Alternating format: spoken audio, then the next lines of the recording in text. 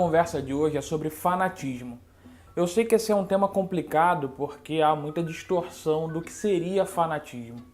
Mas no CID-10, que é o Código Internacional de Doenças, o fanatismo ele está aproximado à personalidade paranoide. Se você abrir o CID-10 ou procurar na internet, você vai achar no F60 uma classificação sobre personalidades paranoides e abaixo lá vai ter personalidade fanática. E o que isso quer dizer? É que é um tipo de personalidade que interpreta a realidade com um pouco mais de agressividade, distorcendo um pouco aquilo que está acontecendo. E, por exemplo, uma das formas da gente perceber o que seria essa tal de personalidade fanática, basta a gente olhar para o futebol. No futebol a gente vê muito frequentemente grupos que se agridem, né? Que pós-jogo, até pré-jogo, se organizam para uma rivalidade física, para uma luta, né? Às vezes até com mortes, infelizmente. E isso é no campo do futebol, mas é só um exemplo, porque se a gente for mais longe, a gente vai percebendo que esse fanatismo ele não está restrito a um tema. Ele é de uma condição humana e vai se expressar em diversos temas, como no futebol, na religião, na política atualmente, principalmente, até em relacionamentos. Então o fanatismo ele é um transtorno, ele não é uma coisa comum, legal. E é claro, é importante a gente diferenciar o fã-clube, o fã de um artista que torce, se admira, se inspira nele, pela personalidade fanática, que é alguém que enxerga um pouco mais. E aí a gente tem os exemplos dos artistas que foram assassinados por fãs, como John Lennon, por exemplo. Entre outros que agora não estou me recordando. Mas se você der um Google, você vai descobrir que tiveram vários que sofreram algum tipo de atentado por fãs. E que tipo de relação pode ser essa que uma pessoa que é fã da outra tenta matá-la? Mistura-se afetos.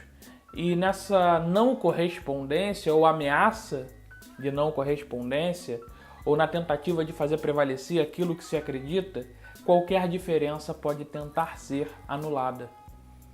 E no Brasil a gente caminha para uma dinâmica muito estranha, né? Porque a gente agora entrou na era da pós-verdade, como alguns filósofos nomeiam, né? Essa relação aí pós-moderna, em que a verdade parece que perdeu valor, parece que não importa mais o fato, importa se eu acredito ou não naquele fato. E aí a gente vê disputas, argumentações que estão no campo do mas eu não acredito. Eu não confio em métrica, eu não confio em jornal, eu não confio na mídia oficial e eu vou me informar pelo YouTube apenas, ou vou me informar apenas pelo WhatsApp. E esse apenas, essa exclusão do resto é que é muito perigoso, porque você perde a capacidade de comparação. A gente sabe que historicamente a gente já não é muito fã de frequentar a realidade, a gente adora uma fantasia. Mas quando a gente começa a menosprezar de forma grosseira qualquer dado da realidade, a gente está caminhando para uma fragmentação muito maior da nossa compreensão do outro, do mundo e das relações. E num mundo como o nosso, em que tudo se transformou em líquido, a única coisa que ainda nos une é o afeto, porque a razão já foi embora. A lógica já se perdeu quando a gente não preza por um fato e não consegue nem mais fazer uma crítica a um fato, porque as pessoas se sentem ofendidas.